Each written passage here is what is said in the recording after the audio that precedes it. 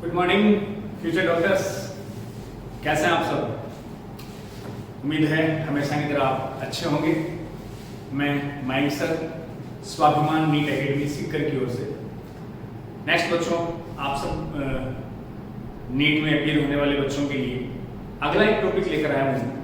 इसको structural organisation animal tissue बच्चों generally अपन इसे बोलते हैं। इससे पहले बच्चों अपन एक डाइजेशन एंड एब्जॉर्प्शन वाला चैप्टर आपको करवाया था। अब ये जो चैप्टर है एनिमल टिश्यू, इससे बच्चों अपने नीट के एग्जाम में एक क्वेश्चन कवर होता है, एक क्वेश्चन इस चैप्टर से।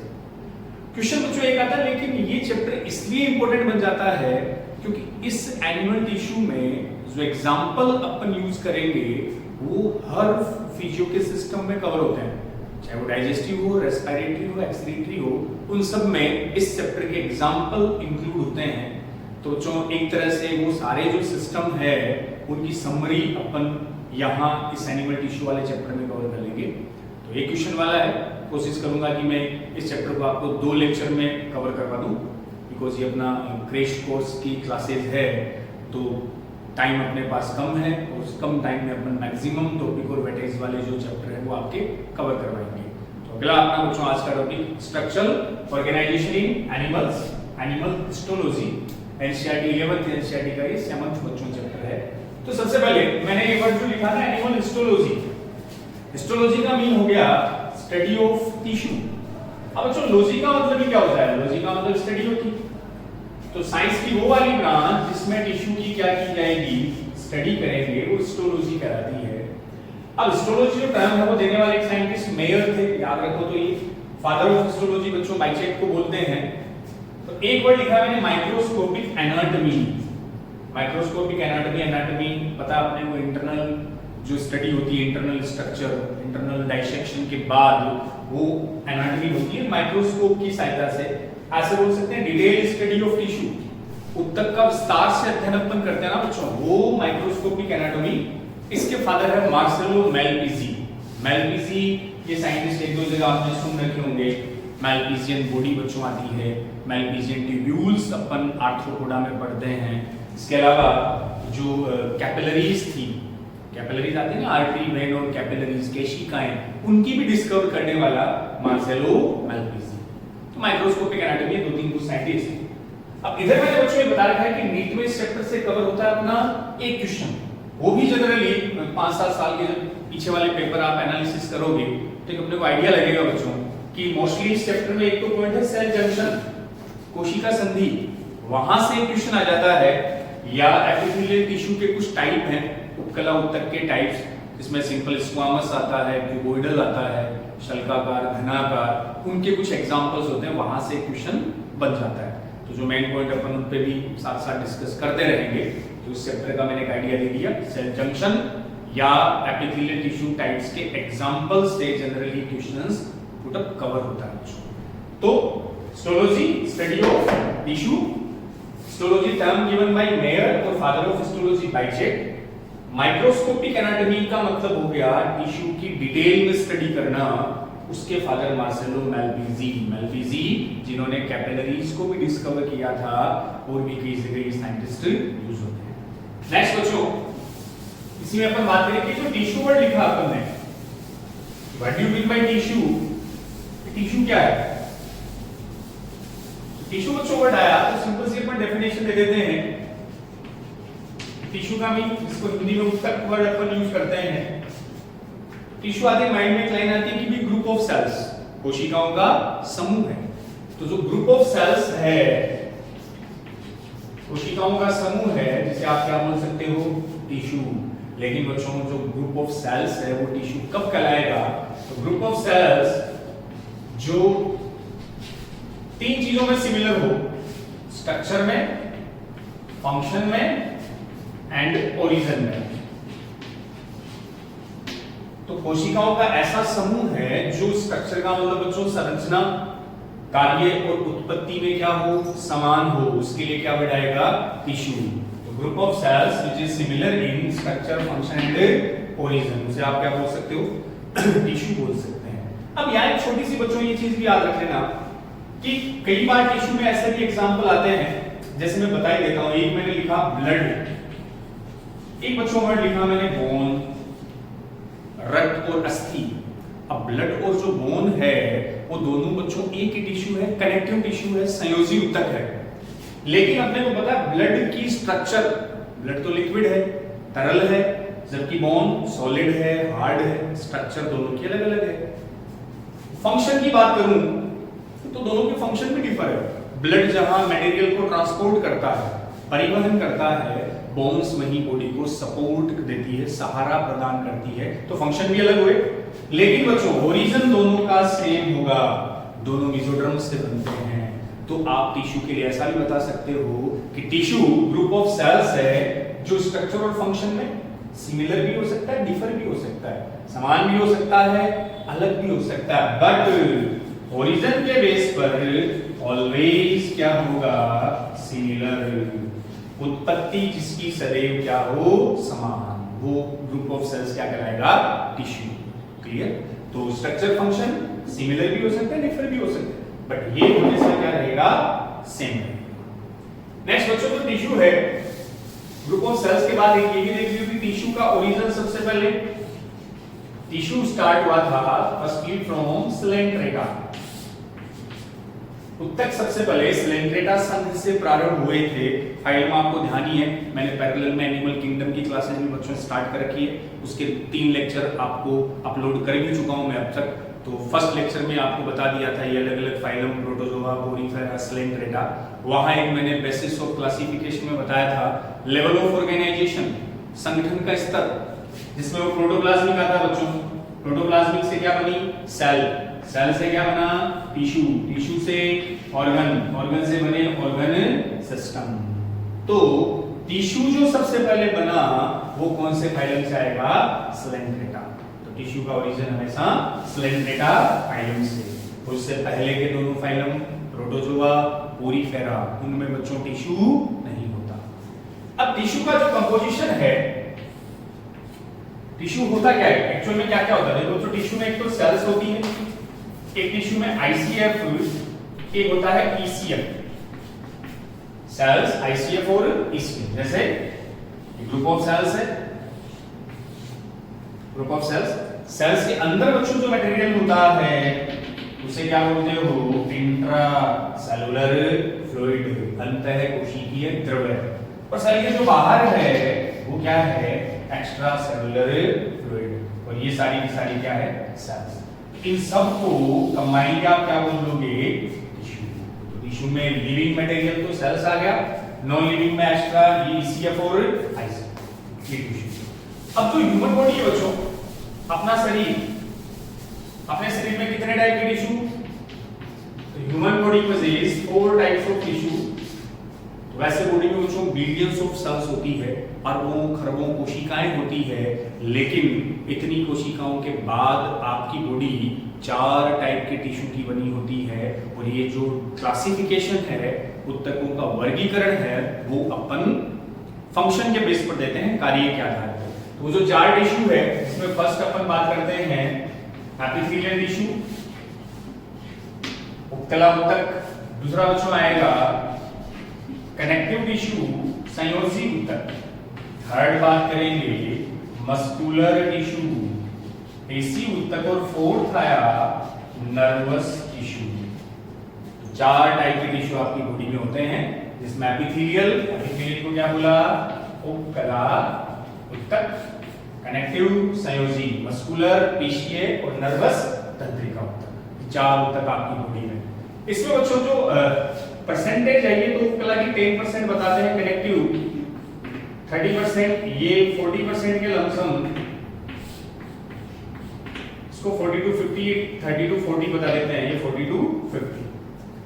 अब बस ये ध्यान रखना कि जो मैक्सिमम अमाउंट वाला टिश्यू मस्कुलर है, और एक लाइन आती है बच्चों मोस्ट एबंडेंट टिश्यू, शरीर में बहुतायत से वाइडली डिस्ट्रीब्यूटेड टिश्यू अगर पूछे तो कौन सा आएगा, कनेक्टिव। ये आगे भी मैं बता दूंगा। अब एपिथेलियल की जो ओरिजिन है, ये एक्टोडर्म से, एंडोडर्म और मेसोडर्म तीनों से। ध्यान से सुनना, एपिथेलियल अपनी बॉडी का एकमात्र ऐसा टिश्यू है जो तीनों जर्मिनल लेयर, तीनों जननिक स्तरों से बनता है, एक्टोडर्म से भी, एंडोडर्म से भी, मेसोडर्म से भी। कनेक्टिव और जो बच्चों मस्कुलर है, इसका ओरिजिन इनका होता है मेसोडर्म से, और नर्वस जो ब्रेन वाला है, इसका ओरिजिन किससे होता है? एक्टोडर्म से।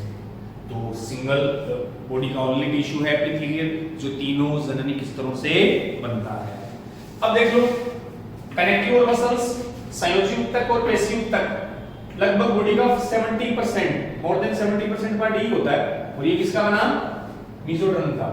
तो एक लाइन में बोलते हैं ना अपन कि बॉडी के मैक्सिमम ऑर्गन और पार्ट डिराइव्ड फ्रॉम, सर्वाधिक अंग किससे उत्पन्न होते हैं बच्चों? तो अपना आंसर क्या जाता है? मेसोडर्म। अब मैं पहला टिश्यू एपिथेलियल आने से पहले एक छोटा सा पॉइंट अपन इसमें इंपॉर्टेंट पॉइंट क्लियर कर लेते हैं। इसको अभी बताया था मैंने, जहां से क्वेश्चंस आने की पॉसिबिलिटी रहती है। सेल जंक्शन, कोशिका संधियां, कोशिका संधियां या सेल जंक्शन, इस चैप्टर का एक इंपॉर्टेंट पॉइंट है जहां से क्वेश्चंस बच्चों कवर होते हैं।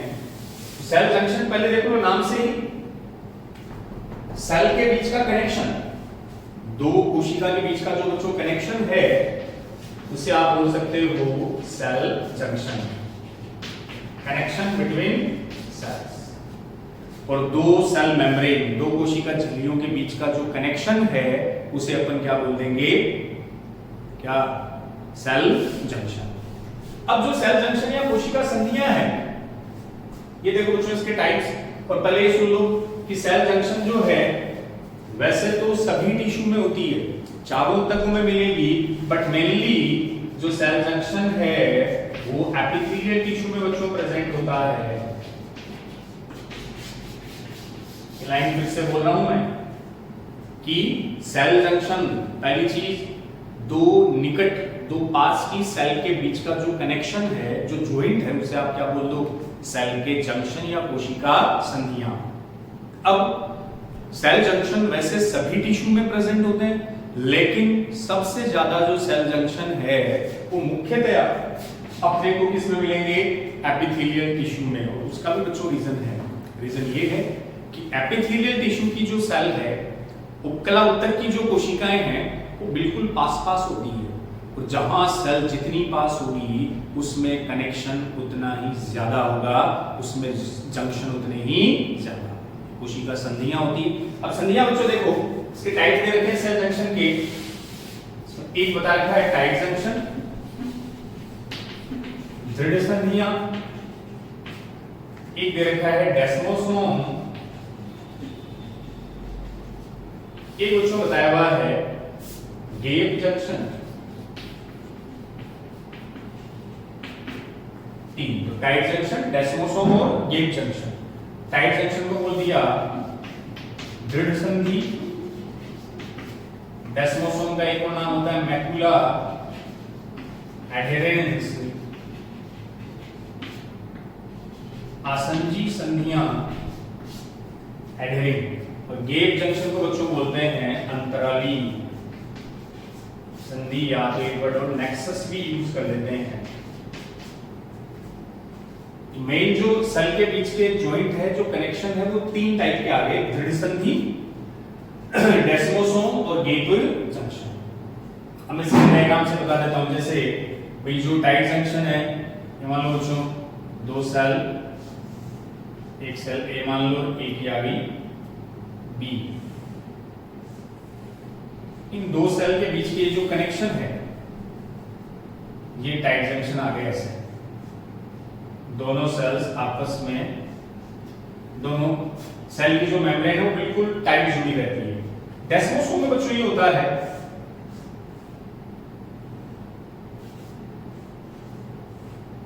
सेल, दो सेल जो कनेक्ट होती है, इसको अपन बोल देंगे डेस्मोसोम। इनके बीच में यहां स्पेशल फाइबर भी आ जाते हैं। और जो गेप जंक्शन है बच्चों, इसमें नाम के अकॉर्डिंग ही दो सेल के बीच क्या मिलेगा?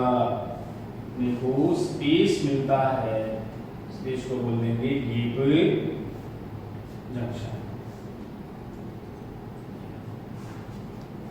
तीन प्रकार की संधियां, जिसमें सबसे पहले देखो बच्चों बात करें किसकी, टाइट जंक्शन, दृढ़ संधि। नाम से क्या, यहां दो सेल की मेम्ब्रेन बिल्कुल दृढ़ता के साथ टाइटली जुड़ी रहती है, इसलिए इसका एक तो काम होता है प्रिवेंट लीकेज, रिसाव को रोकती है। मतलब दो सेल मेम्ब्रेन बिल्कुल टाइट जुड़ी हुई है, इसलिए सेल से जो इंटरनल मटेरियल है उसे रिसाव, उसके लीकेज को रोकती है टाइट जंक्शन। दूसरा बच्चों मैकुला एडहेरेंस, डेस्मोसोम, ये दो सेल के बीच की वो स्ट्रक्चर है, देखियो ये एक तरह से उन सेल्स को बच्चों फिजिकल सपोर्ट देती है, भौतिक सहारा, यांत्रिक मैकेनिकल सपोर्ट प्रदान करेगी, और ये एक तरह से सीमेंटिंग का काम करती है बच्चों, ये भी मेम्ब्रेन को जोड़े रखती है, और इनमें स्पेशल प्रोटीन के फाइबर प्रेजेंट होते हैं, इन फाइबर को अपन बोलते हैं टोनोफिलामेंट। क्या कहलाएंगे, टोनोफिलामेंट या टोनोफाइब्रिल। तो क्या बताया मैंने, दो सेल मेम्ब्रेन जुड़ी हुई है तभी वो सेल जंक्शन है, और यहां जोड़ने का काम दो स्पेसिफिक, दो तो क्या है प्रोटीन के फाइबर करते हैं। एक्चुअल में बच्चों ये स्क्लेरोप्रोटीन होती है, स्क्लेरोप्रोटीन केराटिन की तरह है, और इन प्रोटीन के फाइबर को यहां क्या नाम दिया, टोनोफिलामेंट, टोनो तंतु या टोनोफाइब्रिल, जो दो मेम्ब्रेन को जोड़े रखेगा, उन सेल्स को सीमेंट की तरह जोड़ेगा, और एक तरह से इसको यांत्रिक सहारा प्रदान करते हैं, डेस्मोसोम। तीसरा बच्चों इंपॉर्टेंट इसमें आता है गेप जंक्शन, हिंदी में नाम दिया अंतराली संधियां या नेक्सस। अब देख लो, गेप का मतलब ही दोनों सेल के बीच में गेप आ कनेक्टेड है, तो ए और ये सेल है बी, दोनों के बीच में ये इससे जॉइंट कनेक्ट हो रहा है। मान लो बच्चों बी सेल के पास आयरन की या किसी मेटेरियल की डेफिशिएंसी होगी, कमी होगी, तो ए सेल से वो आयरन जो है, छोटे या कई बार बड़े आयरन्स, वो ए से किधर ट्रांसफर हो जाएंगे, बी की ओर। तो जो आने जाने के लिए पाथ देगा, रास्ता देगा, वो जंक्शन कौन है, गेप जंक्शन, या जिसको क्या बोला, नेक्सस। तो बात भेजे में घुसी, दो सेल के बीच का कनेक्शन क्या है, कोशिका संधियां, इंपॉर्टेंट पॉइंट है बच्चों इस चैप्टर का। और मोस्टली सेल जंक्शन सभी टिश्यू में होते हैं, लेकिन मेनली सबसे ज्यादा वो एपिथेलियल टिश्यू में मिलते हैं, क्योंकि इनकी सेल बिल्कुल पास होती है। सेल जंक्शन तीन टाइप के लिखा है मैंने, टाइट जंक्शन, डेस्मोसोम और गेप या अंतराली संधियां। उसके अलावा इंटरडिजिटेशन भी आते हैं, हेमिडेस्मोसोम भी होते हैं। इन बच्चों आप ये एनसीईआरटी वाले इसको याद रखिए। अब अपन आते हैं टाइप्स ऑफ टिश्यू। उत्तक के प्रकार में सबसे पहला बच्चों उठाता हूं मैं आज एपिथेलियल टिश्यू। आज अपन बात करेंगे कौन से टिश्यू की, पहला एपिथेलियल टिश्यू। उपकला उत्तक की आज अपन बात करते हैं एपिथेलियल टिश्यू बच्चों। तो पहले वर्ड ही देखो, दो वर्ड से मिलकर बना है एपिथेलिया।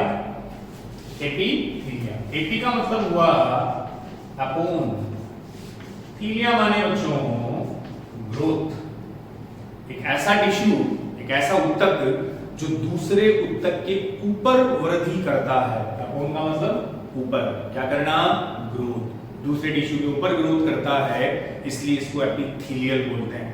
क्यों करता है, किस पे करता है, समझते हैं। देखियो एपिथेलियल में सबसे पहले तो बच्चों इस टिश्यू में मैक्सिमम रीजनरेशन की कैपेसिटी होती है। चारों उत्तकों में से सबसे ज्यादा पुनरुद्ध भवन इस टिश्यू में पाया जाता है, और सबसे कम पूछे लिस्ट रीजनरेशन तो आता है बच्चों नर्वस टिश्यू, तंत्रिका उत्तक। तो सबसे ज्यादा पुनरुद्ध भवन समझ लेना, आपकी स्किन एक तरह से एपिथेलियल है, चोट लगी, घाव हुआ, कुछ दिन बाद वाउंड जो हीलिंग होता है, घाव भर जाता है, एपिथेलियल, वो रीजनरेशन है। सबसे कम रीजनरेशन या पुनरुद्ध भवन पूछे तो तंत्रिका, क्योंकि आपको पता है न्यूरॉन्स में सेंट्रियोल नहीं होता, इसलिए वहां डिवीजन नहीं होगा। तो सबसे कम पुनरुद्ध भवन नर्वस, सबसे ज्यादा उत्तक पूछे तो एपिथेलियल। एक बॉडी का मैंने ऑर्गन भी बताया था डाइजेशन में, लीवर, उसमें भी रीजनरेशन होता है, और सबसे ज्यादा एनिमल की अगर बच्चों बात आए जो पुनरुद्ध भवन दर्शाता है, नीट 2013 का क्वेश्चन भी था, आपको ध्यान हो तो सबसे पहले नीट का एग्जाम बच्चों 2013 में ही कंडक्ट हुआ था। तो 2013 वाली नीट में क्वेश्चन पूछा था, Which of the following example or animal have maximum power of regeneration? सबसे ज्यादा पुनरुद्ध भवन किस जंतु में? आंसर क्या था? याद करोगे तो दिमाग में एक नाम आएगा, planaria. Planaria is member of Platyhelminthes. इसमें जंतु में सर्वाधिक पुनरुद्ध भवन। बॉडी का कोई टिश्यू पूछे तो एपिथेलियल ऑर्गन, लीवर। क्लियर? चलो बच्चों नेक्स्ट आते हैं, मैक्सिमम रिजनरेशन कैपेसिटी। अगला, एपिथेलियल टिश्यू की जो सेल्स है वो क्लोजली पैक्ड होती है, बिल्कुल पास पास। ये बच्चों एक ऐसा टिश्यू है जिसकी सेल्स, जिसकी कोशिकाएं बिल्कुल समीप होती हैं, बिल्कुल पास पास। अब जो सेल है बच्चों, सेल के बीच का स्पेस क्या कहलाता है? कोशिका के बीच का अवकाश इंटरसेलुलर स्पेस बोलते हैं। तो जब सेल पास पास होगी तो बीच का स्पेस, जो अंतर कोशिकीय अवकाश है, इंटरसेलुलर स्पेस, यहां क्या होगा? मिनिमम होगा या नेग्लिजिबल। तो दो कोशिकाएं यहां जो सेल्स है वो बिल्कुल पास पास है, पास पास है, तो जो सेल के बीच का स्पेस है वो यहां मिनिमम या नेग्लिजिबल होता ही नहीं, बिल्कुल पास होगी। अब जो सेल से पास पास आई, सुनते रहो अच्छे से, अगर सेल हम पास पास ले आए, पास पास आ गई तो सेल के बीच में स्पेस कम हो गया, रहा ही नहीं। तो जब स्पेस नहीं रहा तो बच्चों इस टिश्यू में देखो, ये टिश्यू एवेस्कुलर होता है, ए या नॉन वेस्कुलर भी बोल देते हैं, असंवहनीय। याद आएगा? वेस्कुलर का मतलब जिसमें ब्लड वेसल्स होती है, रक्त वाहिनियां, ये क्या है? ए वेस्कुलर। ध्यान है ना, जहां भी बच्चों आगे ए लगा दो मतलब एब्सेंट। ए वेस्कुलर का मीन जिसमें ब्लड वेसल्स, खुद की रक्त वाहिनियां नहीं होती, जगह ही नहीं, स्पेस ही नहीं है, तो इस टिश्यू में ब्लड वेसल्स, ब्लड सप्लाई नहीं होती। नेक्स्ट, ये फर्स्टली ओरिजिनेटेड टिश्यू होता है। ऐसा बताते हैं बच्चों, जब एम्ब्रियोनिक डेवलपमेंट अपना भ्रूणीय परिवर्तन होता है, उस दौरान सबसे पहले बनने वाला टिश्यू किसे माना जाता है? एपिथेलियल। तो सबसे पहले पुनरुद्ध भवन सबसे ज्यादा, सेल्स बिल्कुल पास पास, तो कैसा है? एवेस्कुलर या असंवहनीय। अब देखो, जो इस टिश्यू का नाम का मतलब था ऊपर वृद्धि करने वाला, वो अब क्लियर होगा कि ऐसा टिश्यू जो दूसरे टिश्यू के ऊपर वृद्धि करता है। क्यों? अब देखो बच्चों, इसमें खुद की रक्त वाहिनियां नहीं है और ब्लड का काम अपने को बताना।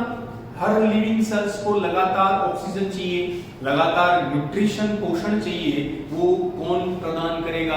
ब्लड करेगा। अब यहां ब्लड नहीं है तो इसकी सेल्स को न्यूट्रिशन, ऑक्सीजन कौन देगा?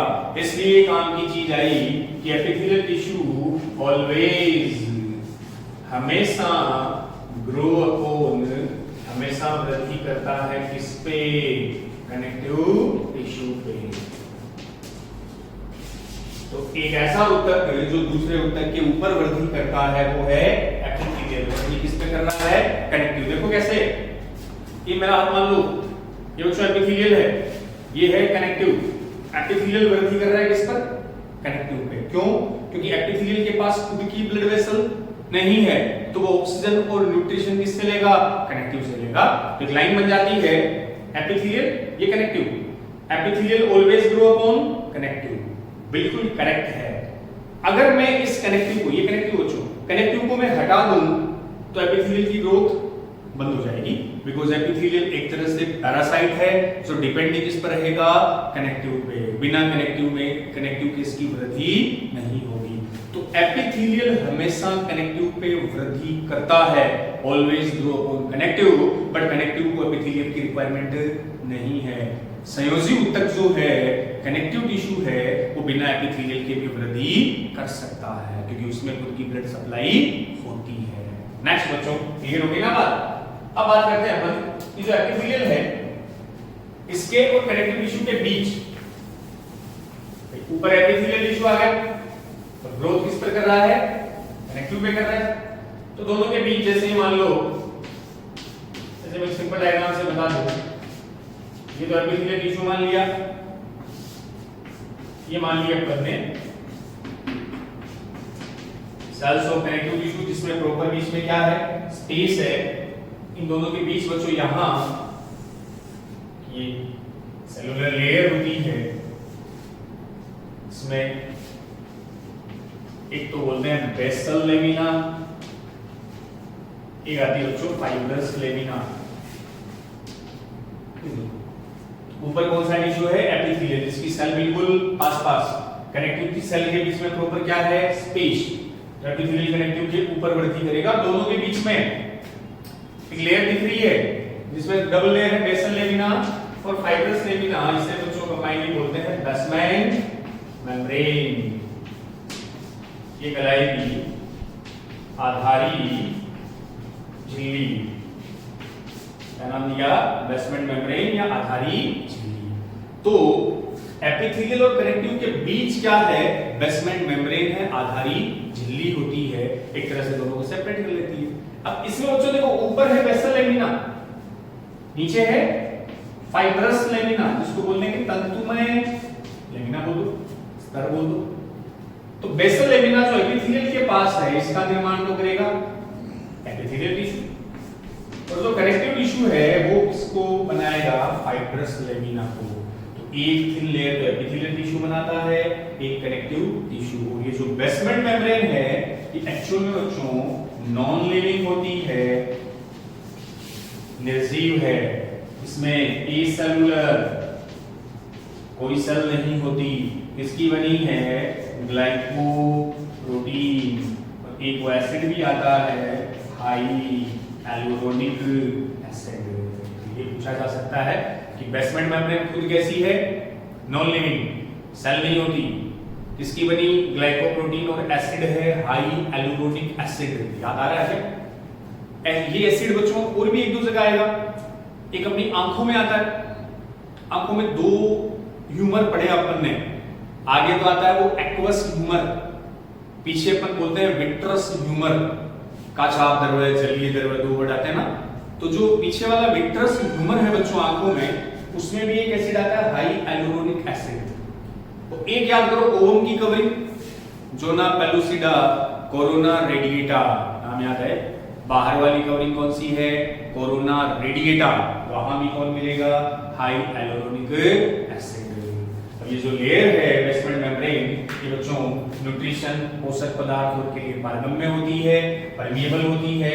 तो जो भी ब्लड वेसल्स में न्यूट्रिशन वगैरह कनेक्टिव टिश्यू में आए, तो बेसमेंट मेम्ब्रेन से होते हुए इसको मिल जाएंगे एपिथेलियल टिश्यू को। तो ये न्यूट्रिटिव पोषक पदार्थों के लिए परमिएबल और पारगम्य होती है ये एपिथेलियल टिश्यू, ये जनरल फीचर्स। अब जो एपिथेलियल टिश्यू की फ्री सरफेस है, उपकला उत्तक की मुक्त सतह है, free surface of epithelial tissue, उपकला उत्तक की सेल्स की जो मुक्त सतह है, उस पर बच्चों तीन स्ट्रक्चर अपन पढ़ते हैं। मान लो ये सेल है, इसकी मुक्त सतह फ्री सरफेस पर या तो सीलिया, पक्षमाभ हो सकते हैं, या मुक्त सतह पर बच्चों स्टीलियोसीलिया हो सकते हैं, या माइक्रोविलाई पाई जाती है। तो जो एपिथेलियल टिश्यू है, इसकी मुक्त सतह पर तीन नाम, या तो फ्री सरफेस में कौन हो सकते हैं, सीलिया, या बच्चों स्टीलियोसीलिया, या माइक्रोविलाई, सूक्ष्माणु। तो उपकला उत्तक की कोशिकाओं की जो फ्री सरफेस है, जो मुक्त सतह है, उस पर सीलिया हो सकते हैं, स्टीरियोसीलिया हो सकते हैं, माइक्रोविलाई हो सकते हैं। नाम सुने हुए आपके। सीलिया के एक्चुअल में क्या कहलाते हैं, पक्षमाभ। तो सीलिया के बच्चों ऐसी स्ट्रक्चर होगी ना, सेल के ऊपर ये मोटाइल होते हैं, गतिशील होते हैं, क्योंकि सीलिया के आधारी भाग पर क्या मिलता है, बेसल ग्रेन्यूल, आधारी कणिका पाई जाती है, जैसे सीलिया है बच्चों, सीलिया के बेस पर ये आ गया बेसल ग्रेन्यूल, इसको अपन काइनेटोसोम भी बोलते हैं, काइनेटोसोम कहलाता है बेसल ग्रेन्यूल। अब सीलिया मोटाई मूवेबल होते हैं, और बच्चों सीलिया में जो गति है वो यूनिडायरेक्शनल होती है। यूनिडायरेक्शनल आप किसको बोलते हो? एक दिशीय गति, एक दिशीय बच्चों। सारे सीलिया, ये सीलिया है, या तो इधर जाएंगे या तो इधर, मतलब गति हमेशा कैसी? एक दिशीय। ऐसे नहीं कि आधे सीलिया इधर आधे इधर, ये गति नहीं होती, एक दिशा में, यूनिडायरेक्शनल। और मोटाई का मतलब गतिशील कौन प्रेजेंट है? बेसल ग्रेन्यूल, ये ऐसी सीलिया की स्ट्रक्चर होती है ये वाली। अब बच्चों एग्जांपल है कि सीलिया मिलते कहां-कहां हैं, एग्जांपल जरूर पूछा भी गया है नीट में। एक तो फैलोपियन ट्यूब में, एक ब्रोंकियोल्स में, ट्रेकिया, श्वसनिका, इसमें सीलिया, एक एपेंडाइमल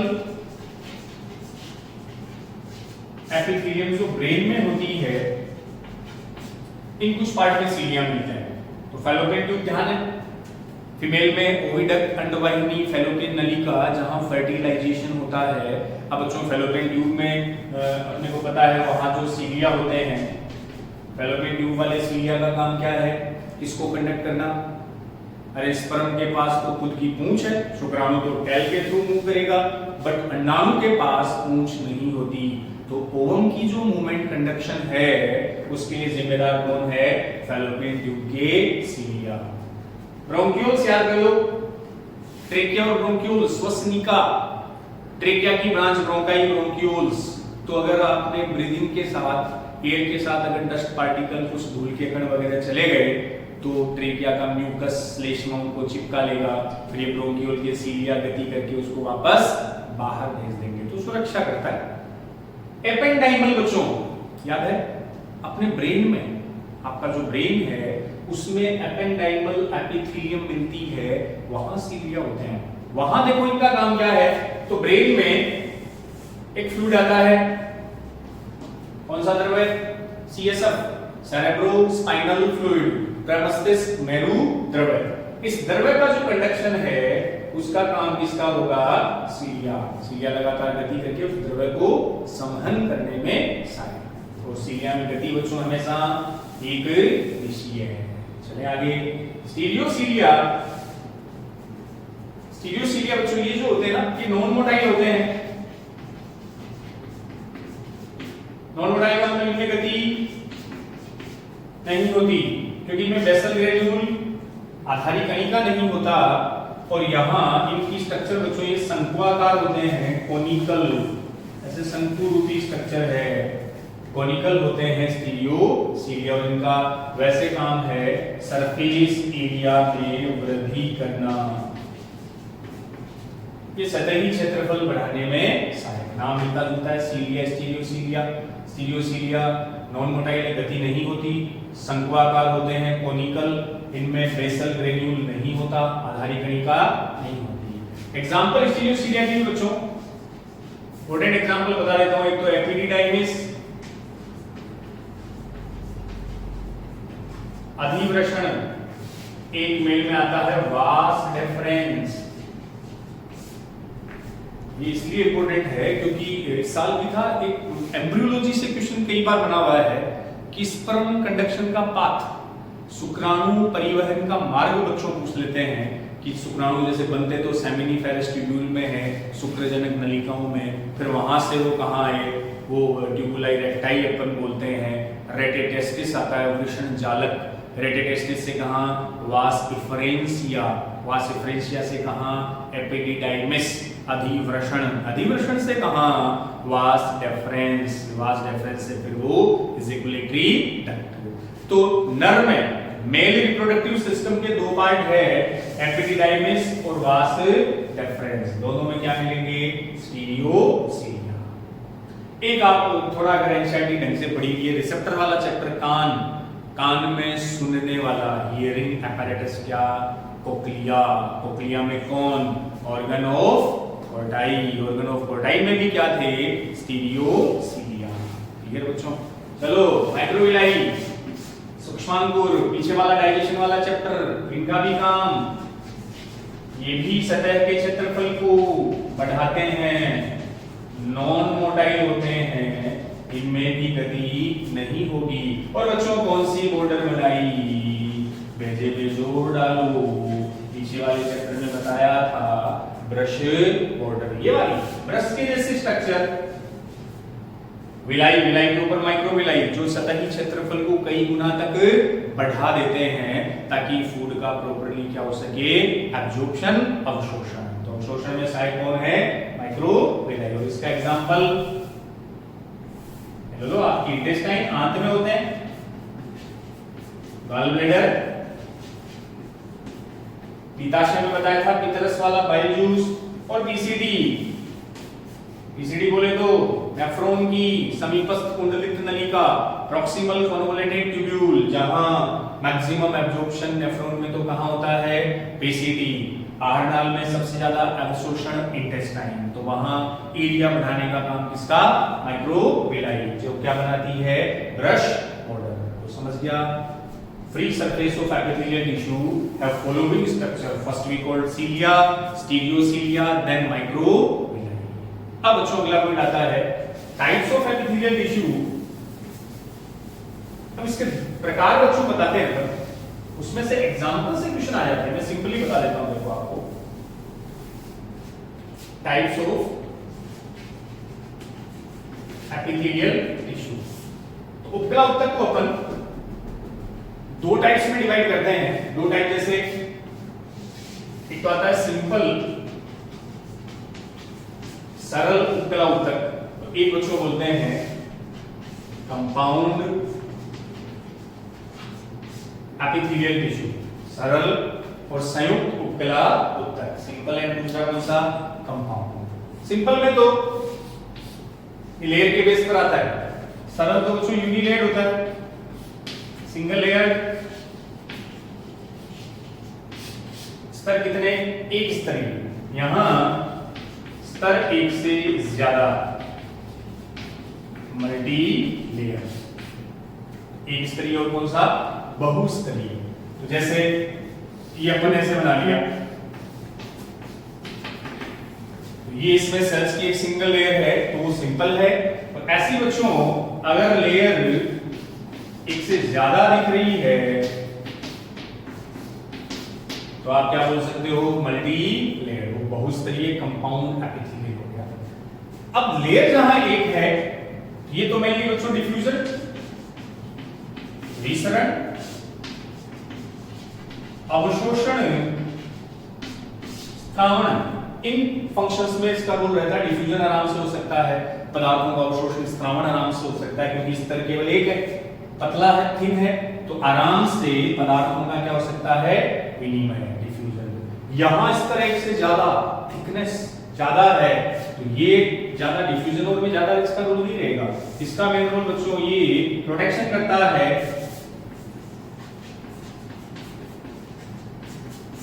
सुरक्षा से संबंधित होता है क्योंकि थिकनेस ज्यादा। जैसे आपकी त्वचा, स्किन है ना बच्चों, स्किन कंपाउंड एपिथेलियल होती है, एक तरह से बाह्य आघातों से अपनी क्या करती है?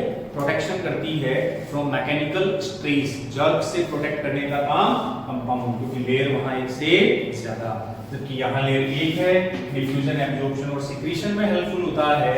और जो सिंपल है वो जनरली अपनी मॉइस्ट सरफेस, नम सतह जैसे डक्ट हुए, ट्यूब हुई, नलिका, वाहिनी, जैसे रक्त वाहिनियों, ब्लड वेसल्स की इनर लेयर, ट्यूबों की इनर लेयर ये बनाता है। और जो कंपाउंड है ये जनरली बच्चों ड्राई सरफेस,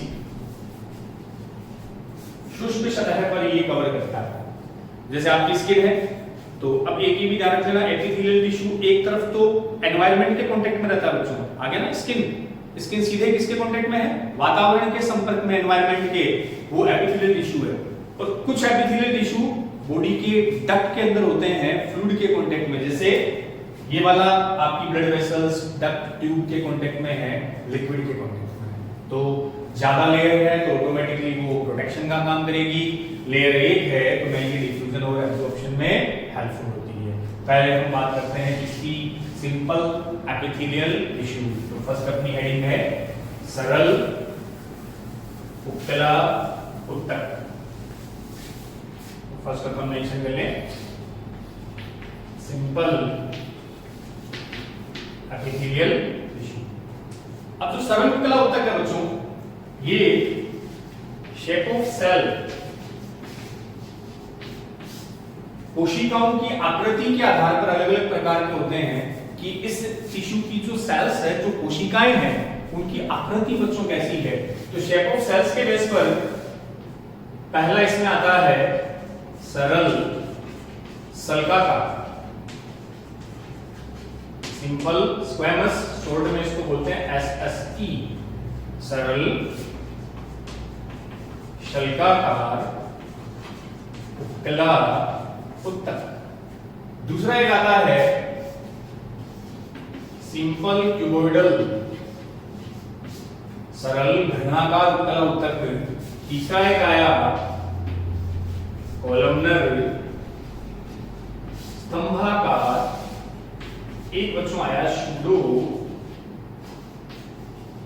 स्ट्रेटिफाइड।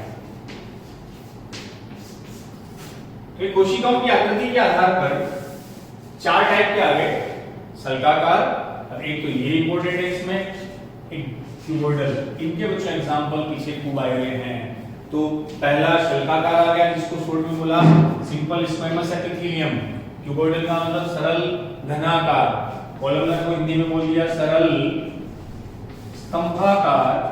और शूडो का बच्चों कूट स्तरित उपकला। अब एक एक अपन सीक्वेंस में उठाते हैं। सबसे पहले मैं बात करूं सरल सल्काकार उपकला। ये इन दो के इंपॉर्टेंट है, जिसका एग्जांपल जनरली आप देखोगे तो पूछे आप मिलेंगे। सल्काकार में बच्चों पहली चीज कि जो सेल ऑफ शेप है, शेप ऑफ सेल्स, कोशिका की आकृति वो फ्लैट होती है। चपटी कोशिकाएं हैं, फ्लैट ऐसी सेल्स है, फ्लैट चपटी सेल्स है। और ये जो नीचे जिस पर सेल्स लगी रहती है वो होगी बेसमेंट मेम्ब्रेन, आधारी झिल्ली के ऊपर। बीच में न्यूक्लियस आ गया, गोलाकार हुई। इसमें टाइल्स की तरह व्यवस्थित होती है बच्चों। फर्श पे फ्लोर पर जो टाइल्स जुड़ी रहती है, टाइलें लगी रहती है, बिल्कुल पास पास क्रम से व्यवस्थित होती है, टाइल्स की तरह होती है। इसलिए इसका एक नाम और इसको पेवमेंट एपिथेलियम भी बोलते हैं, पेवमेंट उपकला भी कहते हैं, क्योंकि इसकी स्ट्रक्चर ऐसी जैसे फर्श पे ये टाइल्स लगी हुई है, बीच में इनका न्यूक्लियस होता है, बीच में सेंटर में गोलाकार राउंड है। तो टाइल्स के समान इसलिए पेवमेंट कहलाई। चपटी सेल्स बनी होती है। और शल्काकार भी बच्चों वेवी अपीयरेंस होता है, इरेगुलर, जो इसकी बाउंड्री है वो वेवी लहरदार दिखाई देती है, लहरों की तरह, वेवी अपीयरेंस। इसको टेसेलेटेड भी बोलते हैं, याद रख सकते हो। तो लहरदार उपकला तो इंपॉर्टेंट है बच्चों। सरल शल्काकार जो है वो फ्लैट सेल्स है, टाइल्स के समान फर्श पे बिछी रहती है, बिल्कुल पास पास, तो इनको पेवमेंट उपकला भी कहते हैं। और इसकी बाउंड्री लहरदार होती है, वेवी अपीयरेंस की तरह। अब जो एग्जांपल है इसके सल्काकार की, जहां से क्वेश्चन बन जाता है सिंपल स्क्वेमस के, सुन लो, मैंने इसका नाम डिफ्यूजन है। ये जो रोल प्ले करेगी वो किसमें, मिश्रण में सहायक होती है। तो जहां बच्चों डिफ्यूजन होगा वहां आपको क्या मिलेगी, सिंपल स्क्वेमस एपिथेलियम। अब डिफ्यूजन तो समझते हो ना, गैसेस का हाई टू लो, उच्च सांद्रता से कम की ओर जाना विषरण होता है। तो देख लो एग्जांपल, एक तो ये अपने को मिलती है बच्चों बोमल संकुट में, ये अपने को मिलेगी एल्वियोलाई में, ब्लड वेसल्स में, ब्लड वेसल्स की जो इनर लेयर है जिसको बोलते हैं एंडोथेलियम, ये मिलेगी अपने को पेरिटोनियम में, जो मेसोडर्म की बनी होती है मेसोथेलियम। और ये descending limb of Henle's loop. ये मैंने कुछ इसके इंपॉर्टेंट एग्जांपल लिखे, ये अपने को याद रखने हैं। वैसे मैं बता ही देता हूं कि बोमन संपुट कहां, अब बोमन संपुट वाला तो याद ही रख लो, इस नेफ्रॉन में सिंपली मेथड से बता देता हूं मैं। नेफ्रॉन है ना, structural and functional unit of kidney क्या कहलाता है? नेफ्रॉन। नेफ्रॉन का सबसे आगे पैलिनुमा भाग, बोमन कैप्सूल, ये वाली पीसीडी, ये डिसेंडिंग लिम्ब अवरोही भुजा, ये असेंडिंग लिम्ब, ये बच्चों डीसीडी। क्लियर? पता है अपने को? तो बोमन संपुट, बोमन कैप्सूल एक तो इसमें, एक डिसेंडिंग लिम्ब में। बोमन कैप्सूल और इसमें डिसेंडिंग लिम्ब, इन दोनों में बच्चों क्या मिलेगी? सिंपल स्क्वामस, सरल शल्काकार। इसके अलावा जो भाग दिख रहे हैं नेफ्रॉन के, चाहे वो पीसीटी हो, चाहे डीसीटी हो, चाहे आरोही भुजा हो, असेंडिंग लिम्ब, इन तीनों में मिलेगी सिंपल क्यूबॉइडल या सरल घनाकार। ये एग्जांपल नेफ्रॉन में तो याद रख लेना। तो बोमन कैप्सूल आ गया, बोमन संपुट एक ये आ गया, descending limb of Henle's loop. Henle loop की कौन सी भुजा बताई? डिसेंडिंग का मतलब अवरोही भुजा, ये आ गए। बाकी वो सारे जो बच गए, ये सारे बच्चों इनमें मिलेगी सरल घनाकार उपघना। उसके अलावा अब देखो ये दो एग्जांपल, एल्वियोलाई और ब्लड वेसल्स। एल्वियोलाई तो पुपिका हो गई ना, वायु पुपिका फेफड़ों की। तो हमने लिखा ना स्क्वामस का काम किसमें हेल्पफुल होना? डिफ्यूजन। डिफ्यूजन बोले तो विसरण। देख लो गैसों का आदान प्रदान कहां होता है? ब्रीदिंग वाला चैप्टर, 17वां चैप्टर एनसीईआरटी 11 का। सांस लिया, ऑक्सीजन हवा किसमें भर ली? वायु पुपिका, एल्वियोलाई। एल्वियोलाई में कौन आई बच्चों? ऑक्सीजन। उस ऑक्सीजन को किसे दो? रक्त को दो। तो जो ऑक्सीजन है एल्वियोलाई से ब्लड में आ गई, और ब्लड की CO2 वापस कहां आ गई? वायु पुपिका में। जो गैसों का एक्सचेंज हो रहा है वो डिफ्यूजन के अकॉर्डिंग होता है। तो जहां डिफ्यूजन वहां कौन? Simple squamous. तो चाहे एल्वियोलाई पूछ ले, चाहे ब्लड वेसल्स पूछ ले, दोनों में स्क्वामस। ब्लड वेसल्स की भी इनर लेयर होती है, इसलिए बोलते हैं एंडोथीलियम। अब देख लो एंडो का मतलब एंडोडर्म, थीलियम एपिथीलियम। ऐसी एपिथीलियम जो बच्चों किससे बनी? एंडोडर्म से। पेरिटोनियम, ये वो दो कवरिंग आती है ना, आउटर पैराइटल, इनर विसरल, ये भी आपको मिल जाएगा। Basis of classification animal kingdom वाला चैप्टर मैंने वीडियो लेक्चर डाल दिया, उसके 3 आप देख लियो। क्रेश कोर्स वाले बच्चे ध्यान से सुन लो, टाइम कम है इसलिए मैक्सिमम अपने को टॉपिक कवर करने हैं। क्रेश कोर्स का मैंने डाल दिया है, और टिश्यू के साथ साथ इसके मैं 2 या 3 लेक्चर और लूंगा। तब तक एक कॉकरोच वाला चैप्टर भी मैं कवर करवा दूंगा, तो उसके भी लेक्चर परसों से मैं आपको डालना स्टार्ट कर दूंगा। तो एक साथ 2 या 3 चैप्टर आपको मिलते रहेंगे, टाइम कम लगे। और मेरा बच्चों पूरा ये प्रयास रहेगा कि इस कम टाइम में जो चैप्टर की यूनिक पॉइंट है, इंपॉर्टेंट पॉइंट है, जहां से क्वेश्चन आ जाते हैं, वो मैं सारे आपको बता सकूं, समझा सकूं। तो पेरिटोनियम, विसरल पैराइटल 2 है, ये मेसोडर्म से बनता है बच्चों, तो इसको बोलते हैं मेसोथीलियम। ऐसी एपिथीलियम जो किसकी बनी? मेसोडर्म की। ये ऐसी एपिथीलियम जो किसकी बनी? एंडोडर्म की। तो एपिथीलियल बॉडी का एकमात्र ऐसा ऊतक, एकमात्र जो तीनों स्तर से बनता है, एक्टो, एंडो, मेसो।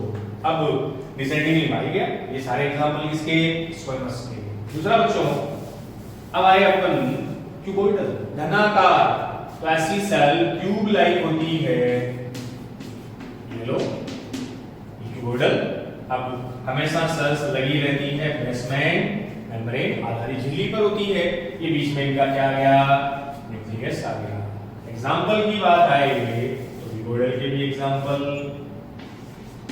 इसका मेन काम तो डिफ्यूजन है, इसका एब्जॉर्प्शन और सिक्रीशन अवशोषण, और स्त्रावण में सहायक है।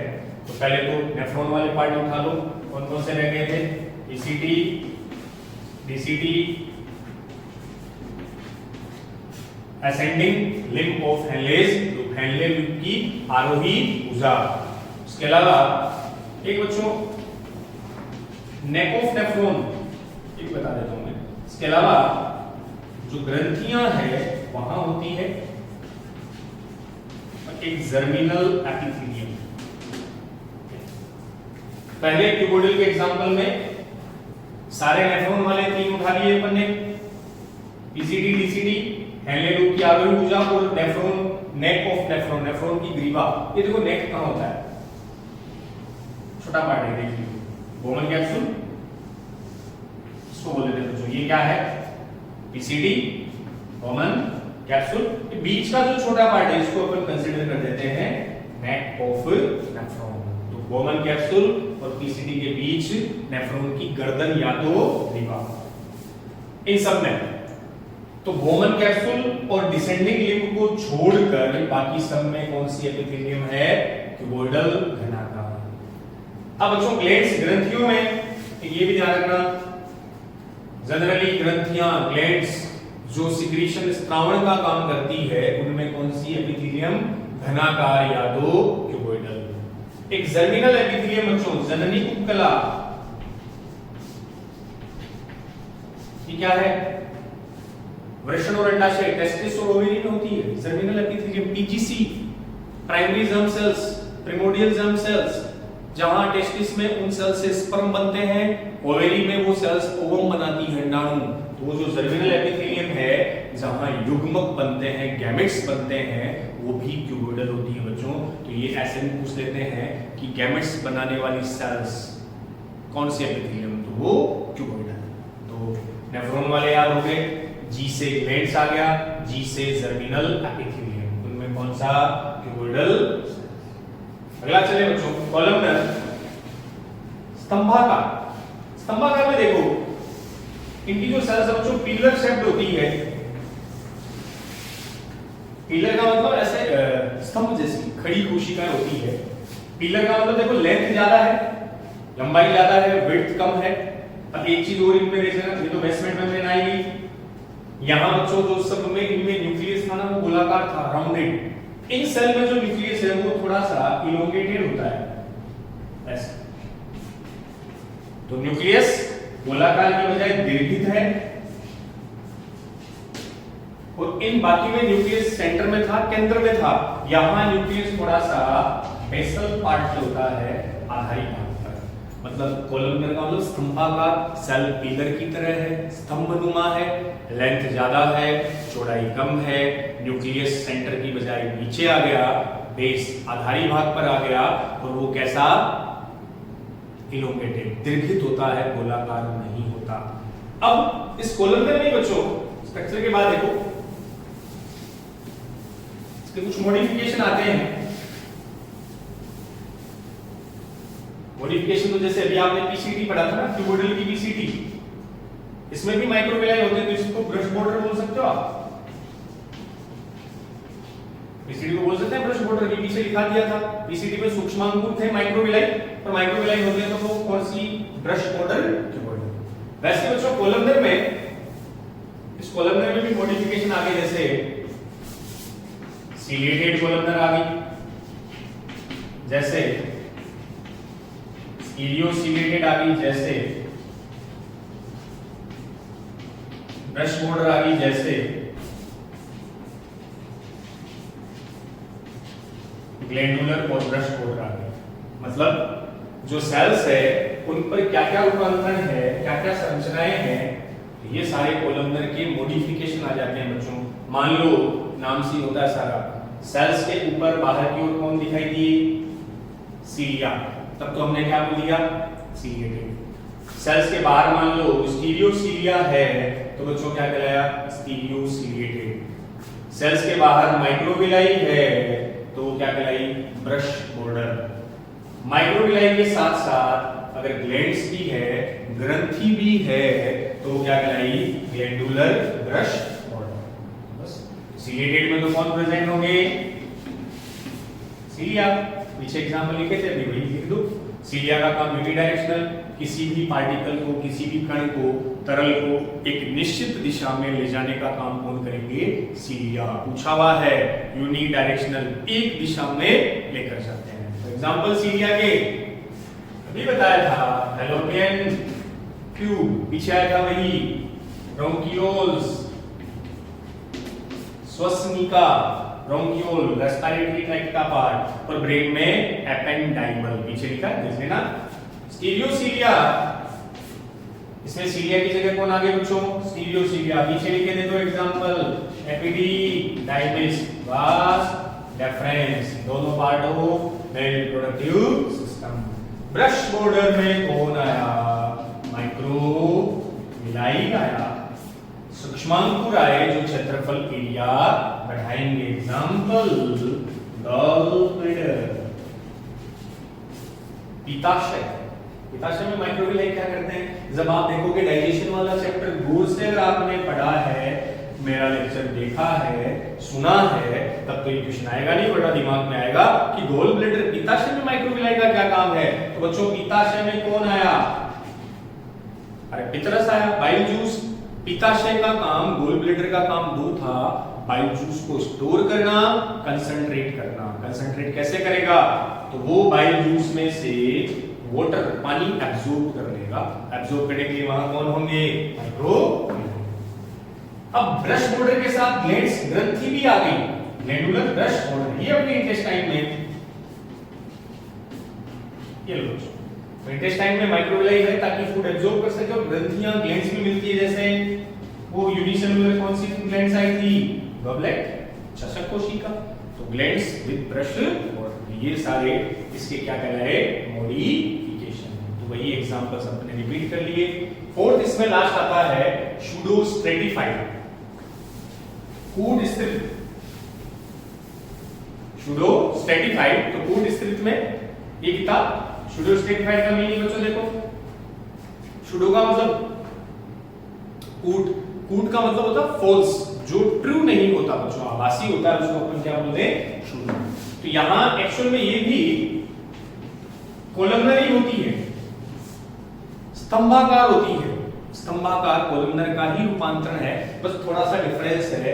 इनमें जो कोलमनर सेल्स है वो दो अलग अलग टाइप की, तो लॉन्ग सेल होती है, एक शॉर्ट सेल होती है। एक लंबी कोशिका, एक छोटी कोशिका। तो बच्चों है ये भी कोलमनर, लेकिन देखो इसमें एक बड़ी सेल्स है, एक छोटी सेल है। तो बड़ी सेल, इनके बीच बीच में ये आ गई छोटी सेल, ये न्यूक्लियस। तो जब इस सेल को देखते हैं तो ऐसी फील आती है कि इसमें लेयर एक से ज्यादा है, क्योंकि सेल बच्चों बड़ी छोटी तो अलग अलग है, तो देखने पर लगता है जैसे मल्टी लेयर हो, बहुस्तरीय हो, बट एक्चुअल में एक ही लेयर होती है। तो है एक लेयर। अब जब सिंगल लेयर है तब आएगा तो सिंपल में ही, लेकिन दिखने पर कैसे दिखेगा? मल्टी लेयर या बहुस्तरीय। तो इसको क्या नाम दे दिया? शूडो स्ट्रेटिफाइड, कूट स्थित, आभासी, लेकिन लेयर केवल एक ही है, इसलिए हम इसको रखते किसमें है? Simple epithelial tissue. जो मॉडिफिकेशन है किसका? कोलमनर का, इसमें लॉन्ग सेल और शॉर्ट और छोटी सेल्स ये पाई जाती है। एग्जांपल शूडो के बच्चों क्या आ जाते हैं? अपने ट्रेकिया, नेजल चेंबर, नासाकक्ष और ट्रेकिया, सांस वाले श्वसन मार्ग में, रेस्पिरेटरी ट्रैक्ट में, ये नेजल चेंबर, आगे ट्रेकिया उसमें होता है। वहां एक नाम भी आता है इसका, छोटा सा एक प्यारा सा नाम बच्चों, pseudo stratified ciliated columnar glandular epithelium. छोटा सा नाम है, ई से क्या आया? शूडो। एस से स्ट्रेटिफाइड, सी से क्या मिलेंगे? सिलिएटेड, अगला सी कोलमनर ग्लैंडुलर, और ई से एपिथेलियम। तो अपनी जो ट्रेकिया और नेजल चेंबर है, नासा कक्ष है, नाक वाला पार्ट, उसमें बच्चों जो एपिथेलियम उसका नाम है pseudo stratified ciliated columnar glandular epithelium. नाम से इसका फंक्शन है, शूडो स्ट्रेटिफाइड होती है, शूडो स्ट्रेटिफाइड है, कूट स्थित। सिलिएटेड का मतलब कौन लगे होंगे? सीलिया।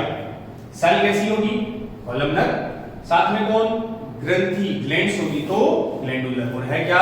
एपिथेलियम। बस अब उसका फंक्शन ये हो गया बच्चों कि जैसे ट्रेकिया नेजल चेंबर ले लो, यहां ग्लैंड्स तो कौन सी मान लो? म्यूकस, श्लेष्मा, ओमन ग्लैंड आती है म्यूकस, चिपचिपा श्लेष्मा रिलीज करती है। तो जैसे हमने सांस लिया, हवा के साथ मान लो कोई डस्ट पार्टिकल, धूल का कण चला गया, तो उस डस्ट पार्टिकल को फेफड़ों में जाने से रोकना है, तो सबसे पहले ये जो म्यूकस है वो उन डस्ट पार्टिकल को वहीं चिपका लेगा। ओके, फिर बच्चों रिस्पॉन्सिबिलिटी आएगी किसकी? सीलिया की। सीलिया यूनिडायरेक्शनल मूव करेंगे और गति करके उन डस्ट पार्टिकल और म्यूकस को वापस बाहर भेज देंगे। So it's called सूडोस्ट्रेटिफाइड। सीलिया है तो सीलिएटेड, सेल कैसी? कॉलमनर, ग्लैंड्स है तो ग्लैंडुलर और फिर एपिथेलियल। हो जाएगा याद? ये अपने 4 type of simple epithelial tissue. पहले 2 इंपॉर्टेंट है, स्क्वैमस, क्यूबॉइडल। स्क्वैमस डिफ्यूजन का काम करेगा, कॉमन कैप्सूल और एक डिसेंडिंग लिम्ब याद रख लो। बाकी सारे नेफ्रॉन में क्यूबॉइडल, चाहे पीसीडी हो, डीसीटी हो, असेंडिंग लिम्ब हो। एक ग्लैंड्स में क्यूबॉइडल, एक जी से जर्मिनल एपिथेलियम में क्यूबॉइडल। फिर सेल्स अगर ज्यादा लेंथ की है कॉलमनर, और 2 अलग अलग छोटी बड़ी सेल है तो सूडोस्ट्रेटिफाइड, कूट स्तृत उपकला। तो नेक्स्ट बच्चों, अब जो कंपाउंड एपिथेलियम है और जो ग्लैंड्स वाला पार्ट है वो आपको मैं नेक्स्ट लेक्चर में उसको अपन कवर करेंगे। तो एपिथेलियम अगले लेक्चर में पूरी हो जाएगी। देन एक लेक्चर अपन कनेक्टिव टिश्यू का, तो 2 अगले लेक्चर में एनिमल टिश्यू वाला चैप्टर में आपको पूरा कवर करवा दूंगा। साथ में मैं जो एनिमल किंगडम वाले लेक्चर है, कल 3rd लेक्चर मैंने अपलोड कर दिया था, आगे 2 लेक्चर में एक साथ आपको अपलोड कर दूंगा। तो रेगुलर आप उनको बस अपना जो बायो है उसको पढ़ने का तरीका वही रख लो। पहले अपना वीडियो लेक्चर देखो, अच्छे से सुनो, नोटबुक रखा करो ताकि फास्ट ऐसे ही रफली अपन उनको लिखते चलें। और उसके बाद अपन उसे एनसीईआरटी से लाइन टू लाइन रीडिंग लगा लें। एनसीईआरटी में मैंने कहा था डायग्राम भी नहीं छोड़ना है, उसको भी देखना है, लेबलिंग देखनी है। इवन एनसीईआरटी की समरी चैप्टर के लास्ट में जो बच्चों सारांश दे रखा है, जो एक्सरसाइज के क्वेश्चन है, वो भी आप उसको कवर कर लीजिए। बिल्कुल मैं पूरी तरह से आश्वस्त हूँ, दावे के साथ कह सकता हूँ, इतना अगर आप करोगे तो अपने बायो में नंबर डिडक्ट नहीं होंगे। बच्चों बायो का टारगेट रखो 360 में से 335 340 प्लस। बायो में अगर अपन इतने मार्क्स गेन कर लिए तब नो डाउट बच्चों अपने को अच्छी रैंक के साथ सिलेक्शन देने से कोई नहीं रोक सकता। तब तक के लिए मस्त रहें, पढ़ाई में व्यस्त रहें, स्वस्थ रहें। थैंक यू, जय हिंद।